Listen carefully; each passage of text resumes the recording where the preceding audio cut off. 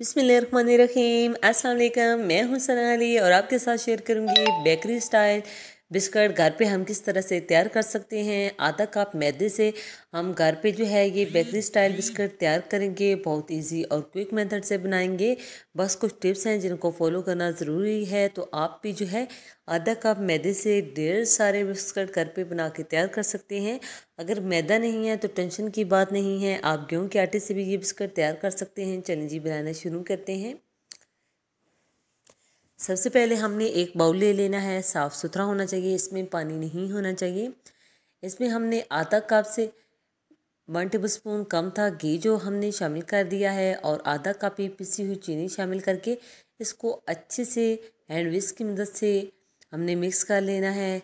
5 से 7 मिनट तक करेंगे तो ये अच्छे से फ्लफ़ी हो जाएगा।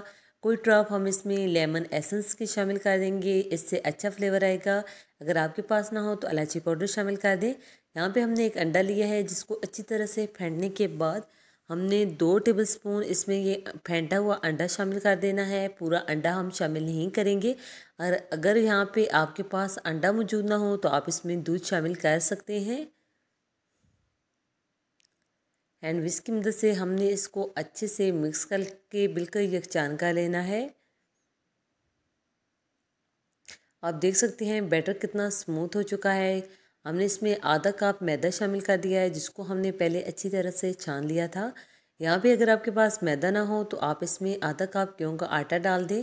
1/4 टीस्पून हमने इसमें बेकिंग सोडा जो हम खाने में यूज़ करते हैं वो शामिल कर देंगे और इसको हमने अच्छे से मिक्स कर लेना है।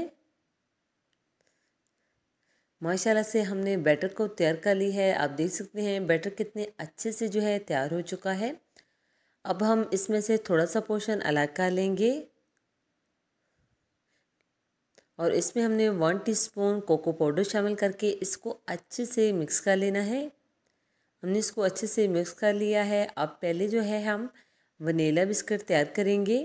एक पोर्शन हमने ले लिया है और रोलिंग पिन की मदद से हमने इसको थोड़ा सा बेल लिया है। बहुत ज़्यादा पतला नहीं बेलना। यहाँ पे मेरे पास कुकी कटर है। अगर कुकी कटर नहीं है तो आप एक छोटा सा बाउल बना के जिस साइज़ में आपने बिस्किट तैयार करना हो इस तरह की आप टिक्की तैयार कर लें तो सेम रिज़ल्ट आएंगे। बेकिंग ट्रे को हमने ऑयल से अच्छे से पहले ग्रीस कर लिया था। सभी बिस्किट बना के हम इसमें रखते जाएंगे। अब एक छोटा सा बाउल हमने ये वनीला बैटर का ले लिया है और एक छोटा सा बाउल जो चॉकलेट बैटर तैयार करके रखा था उसका ले लिया है।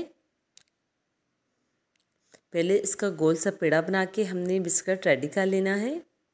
इस तरह से हमने 3 डिज़ाइन में इसके बिस्किट सभी रेडी कर लिए हैं और यहाँ एग ब्रश कर लेंगे। जो हमारे पास बचा हुआ अंडा था इससे हमने वनीला बिस्किट के ऊपर ब्रश कर लेना है और इसके ऊपर हमने कटे हुए बादाम और काजू शामिल कर दिए हैं।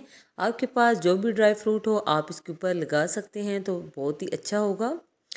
हमने 10 मिनट तक अवन को पहले प्री हीट कर लिया था और 12 मिनट तक बेक करने के बाद 10 मिनट तक हमने इसे हवा पे छोड़ देना है ताकि ये अच्छे से क्रिस्पी हो जाए। जब हम अवन से निकालते हैं तो ये सॉफ्ट होते हैं।